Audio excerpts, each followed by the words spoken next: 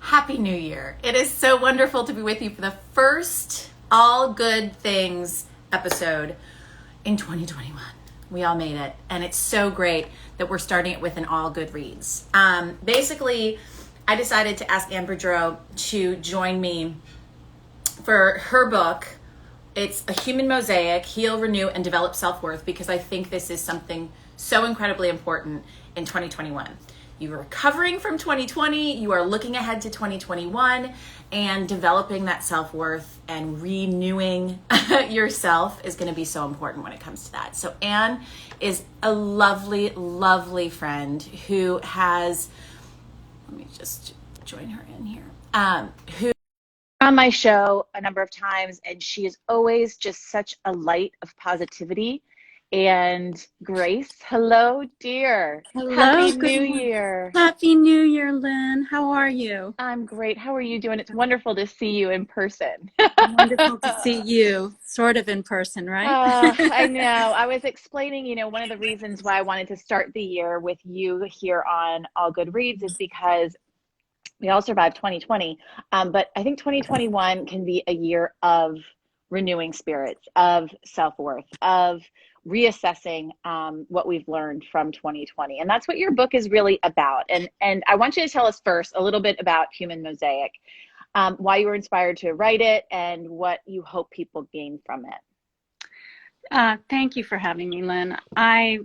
This book had been percolating in my brain for years and years and years, because after years of working in the corporate environment, I realized that the number one issue affecting people's ability to achieve their goals or feel good about what they're doing, even when they were criticized at work, everything stemmed from one common theme, and that is low self-worth.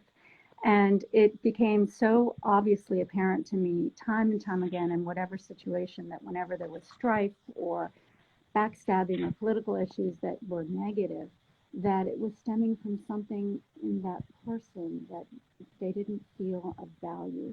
And so when I finally resigned my job as a director of marketing for a company, I decided that and as I said, it had been percolating in me for years, but I decided to write this book. And it's a huge topic, and it could not be more relevant now.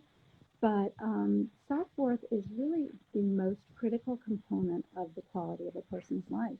And that's why it's so germane, not only every day of one's life, but especially now when we're dealing with so many different, it's just a transformational time for everybody. The sea change came quickly, it was unexpected, and so we've all had to adjust rather quickly. And the way we adjust has a lot to do with how we feel about ourselves. And that's something that I always, especially in parenting, try and explain is hurt people hurt.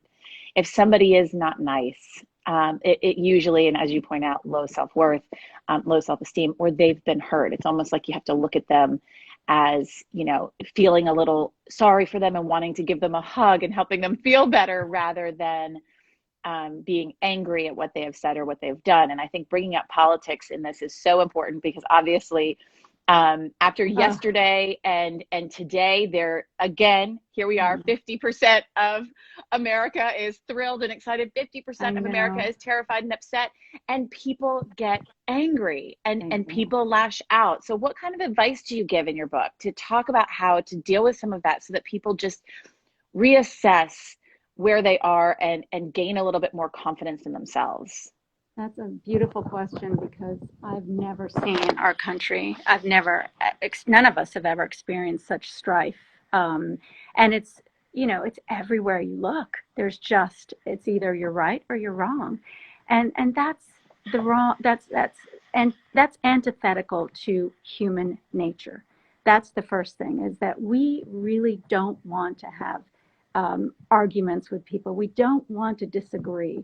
We truly want to be aligned with other people in our soul. I mean, it's not natural to want to argue with people, and unfortunately, that develops very young in life when we tend to be scrutinized by others or we feel inferior because we're not living up to our external expectations. We develop this sense of inadequacy, and so we grow up with that, and some of us more than others. But that really informs us and our brain as to how we're going to react to these situations. And I think self-worth is so important to think about, because when someone does feel good about who they are and believes in themselves, they don't feel the need to strike out at someone else, especially because they have a different opinion. I mean, it has been hard even for me because, I'm such a, I'm a Democrat, and so I'm a big believer, and I'm not supposed to discuss my political beliefs, but I don't And think I'm that. losing your audio a little bit. Oh, Sorry. sorry. There we Okay. go. There we go. That Yeah, better? I think, yep, Okay. that's perfect. Okay. Okay.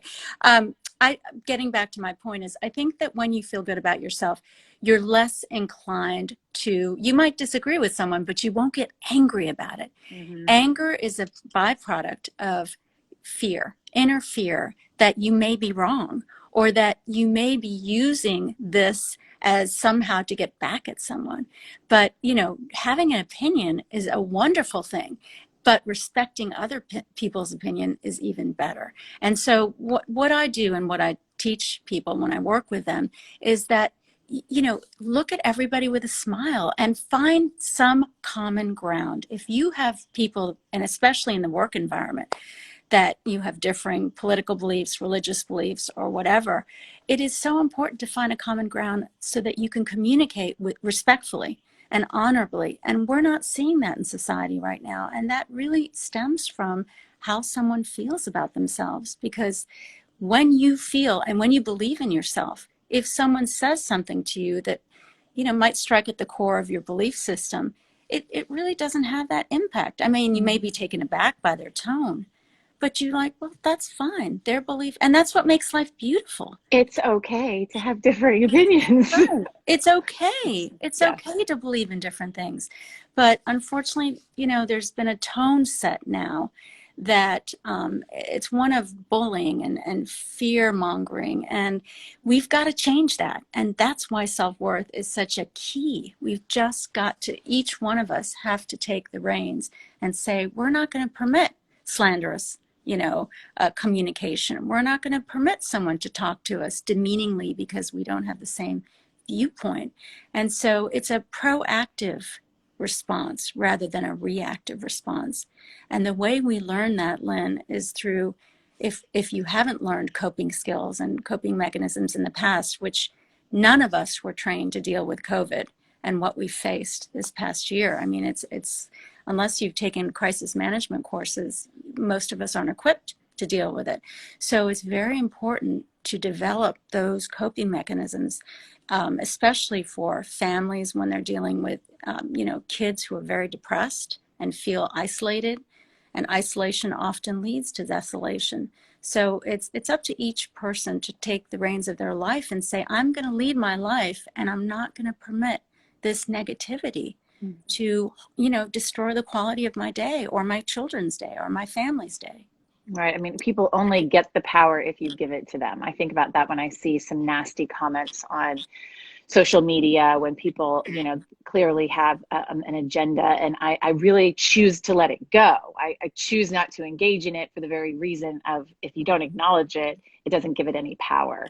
And you talk Right. about coping mechanisms and how to deal with that, especially when it comes to kids right now who are really struggling when it comes to anxiety and depression. What are some of those coping mechanisms? Because I think us as adults struggle with knowing what to do with them, because as you point out, we have no experience in this. That's right. I gave a presentation to a group, a school district in New York recently, and many of them were social workers and trained psychologists and psychotherapists. And even they were having doubts about their performance, their ability to teach kids well and take care of their children and juggle all these multifarious, responsibilities that we have with that, and such, confined space. And I think that we are way too hard on ourselves, because there is no perfection. There never was, and there never will be. And I think that for each one of us, we have to decide in our mind that we are going to create the atmosphere that we want for ourselves and for our children. And parents and teachers and coaches are the biggest role models for Yep. children. And they must be able to lead by example, because kids absorb all that energy, negative or positive. And so it's up to us to create that atmosphere, not only for our children, but for ourselves, because children, of course, pick up a parent's energy. If you Everything. storm in and, oh, I have to cook again and I'm still having to pay bills, and and that attitude, just, it's, the energy is contagious. And so it's a matter of deciding, making the choice to be optimistic no matter what's happening in your external environment.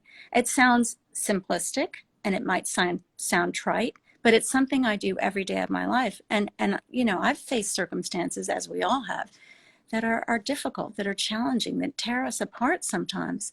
But when we choose to face it with an optimistic attitude, it makes a difference. So there are many ways to approach this, Lynn. And one of the biggest things that I talk about.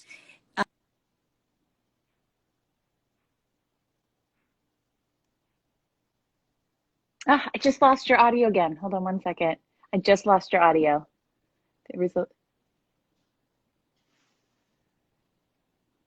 Can you all hear it? Can the viewers hear it? Because I'm not hearing you anymore. I heard a little. Are you guys hearing her audio? Technology. No, they're not hearing your audio either, Anne. Did you hit something on your phone? No.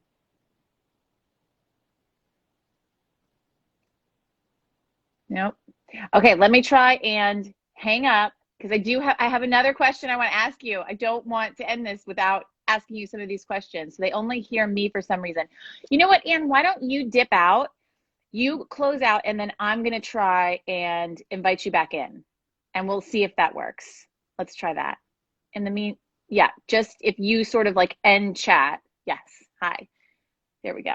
So let's see if we can add her back in. Thanks for sticking with me, guys. And just remember, if you have any questions yourselves, I love the fact that you can join in this conversation. If I could do that on television, it would honestly make my life. I would adore to be able to have you guys engage also and know what you want to learn about and know what questions you have.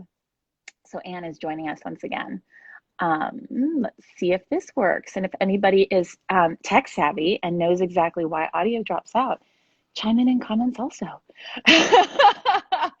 And I'll be here to answer your questions. Go ahead, Vina. What's your question? Hi, you are such a good, sweet, loyal viewer of All Good Things. It is so kind of you.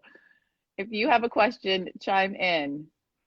I know you were asking before about, which I was going to ask Anne when I had her, but you were asking before about what authors feel about the importance of reading, especially at a young age. And the other thing I wanted to talk to Anne about, that I was hoping that I wouldn't have to end this early and I can get her on. It might be her Wi-Fi, but I didn't see it, Vino. No, I'm sorry. It must be missing. Try typing it again, and I'll look in the comments before I try getting Anne on again.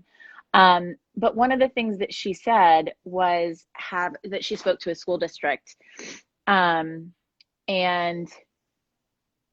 I just feel like if there was any way that every school could do something like this, where they have workshops for children on teaching them self-worth, I just think that would be absolutely incredible. Let me see here.